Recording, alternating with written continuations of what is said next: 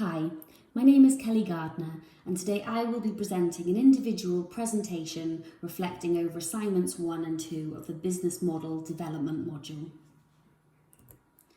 Today there will be an introduction or overview of the original business model canvas and the problems identified.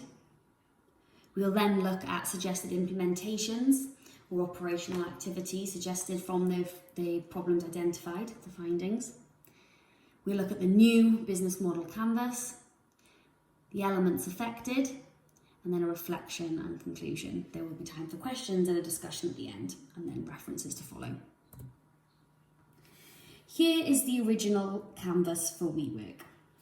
And briefly, what was learnt from assignment 1 was that WeWork's offering and business model managed to disrupt the commercial workspace sector in a really short space of time, Cohen 2017. It became the fastest growing lessee of new commercial workspace in the US, Lockett 2017. This success and the WeWork business model attracted a lot of interest from investors, and until recently was valued at $47 billion, over 10 times the amount of its nearest competitor IWG, Trainer 2019, Gartner 2020. From this business model canvas, we can see that WeWork did indeed have a great value proposition, and on paper seems to have every BCM segment covered. However, the author found that the key business problems and challenges were that it lacks any provision for unfavourable management or leadership, had no focus on sustainability, and because of the overinflated valuation, management and leadership spent frivolously on expansion and to benefit personally, when in actual fact it was never worth $47 billion in the first place, Trainer 2019. That in mind, those issues guided the author's focus for what changes and implementations had to happen for the new business model canvas to work.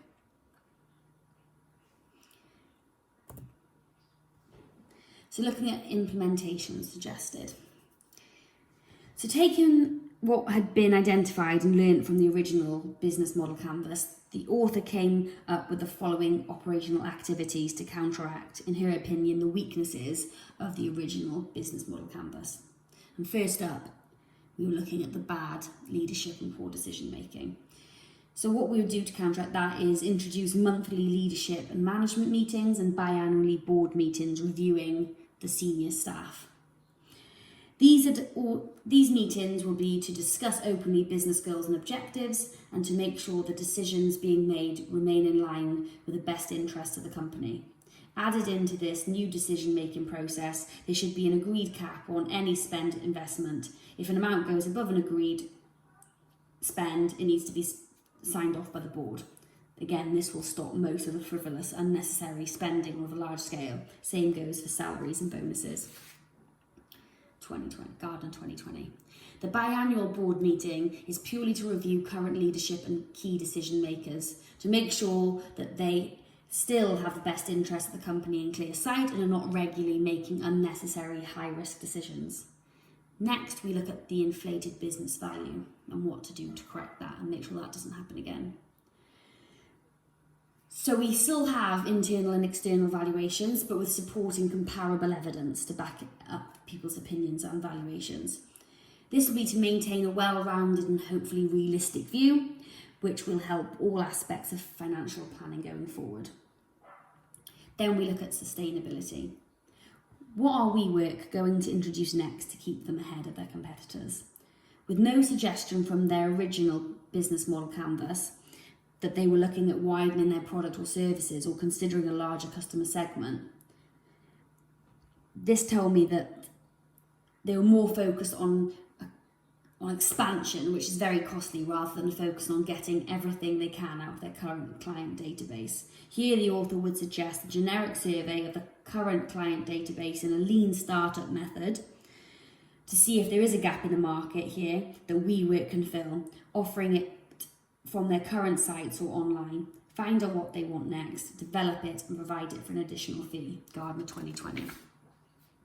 Also look at widening the customer segment to include home workers. What can WeWork offer them? Look to pivot the offering for them, potentially a zoom in or customer need pivot depending on what feedback is given too.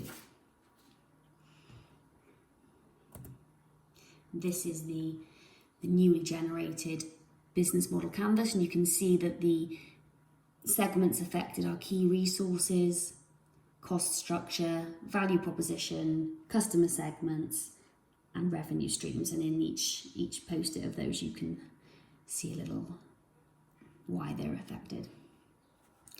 That brings us on to the reflection and the conclusion. These implementations could help set right some of the overlooked aspects of the business model at WeWork.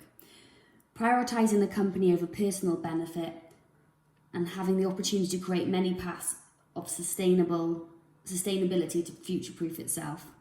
With the right leadership and vision, it can be turned around, Clark 2020. The author has learnt from the past 2 assignments that more generally, that business models and strategic planning is vital for any company. However, which business model or what style of strategic planning should take place is not so obvious.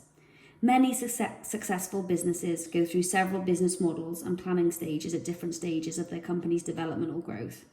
The author agrees with Schaefer, Smith and Linda's findings that the survival and prosperity of all for-profit organisations is directly linked to their ability to both create and capture value. Therefore, business models are applicable to all these.